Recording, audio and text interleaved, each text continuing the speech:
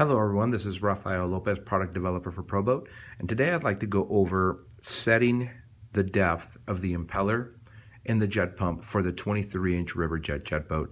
It's been asked a couple times on the forums and on Facebook, what is the proper way to set it so that I don't set my impeller too far inside and possibly damage it sitting too far inside the cone or the taper of the pump. So what you need is you need a pair of scissors. You need some self-adhesive notes or Post-its and a Sharpie or some sort of fine tip writing instrument, and of course your drivers. I got a 2 millimeter and a 2.5 millimeter here. I got a 2.5 just because I've drilled out the holes to make it easier to attach some 2.5 millimeter screws. So I've gone ahead and done a cutaway of the jet pump so you could see exactly what goes on inside there. Hopefully the lighting is well enough that you can see.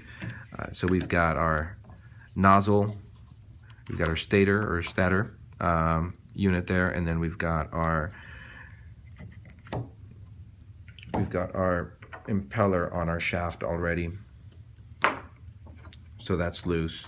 So I did make a video earlier and I suggested to go ahead and mark inside here in between the coupler and the stuffing tube so that you could have the depth of where the impeller was set from the factory.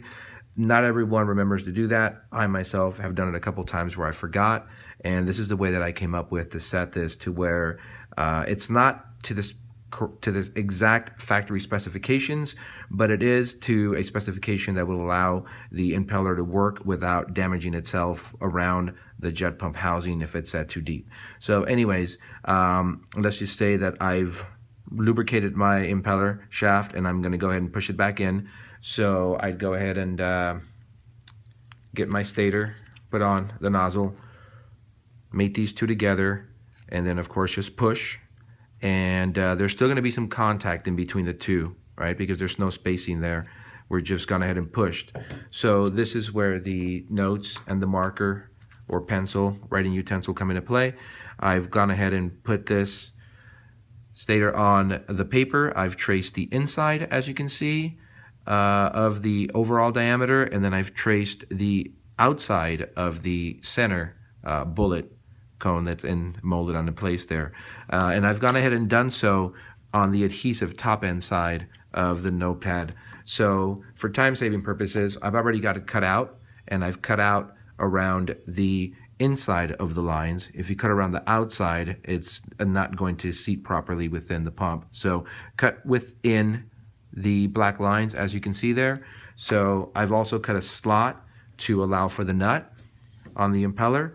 So I'm going to go ahead and set this just like that, and I'm going to go ahead and assemble my nozzle. Now I'm going to ahead and mate these two again, and as you can see, it pushed in further. So before I do anything else, of course at this point you need to find your flat spot, which it just did because I saw it spin. So that's my flat spot. I would go ahead and remove my spacer that I made out of paper. And now when I mate the two, you can actually see the nut in between there, and you can actually see that there's a gap behind the impeller. So that would be the appropriate amount of distance to allow the two to not come in contact. And let's just go ahead and put these two bolts on there just to hold everything in place for now.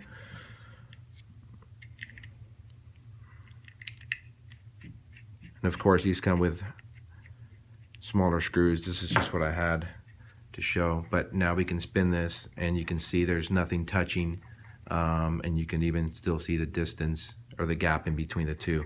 So that is going to get you as close to the way the boat comes out of the box. And it's a very easy way of doing it. You can use household items. You can use 8 sheets of paper. They don't have to be the Post-its.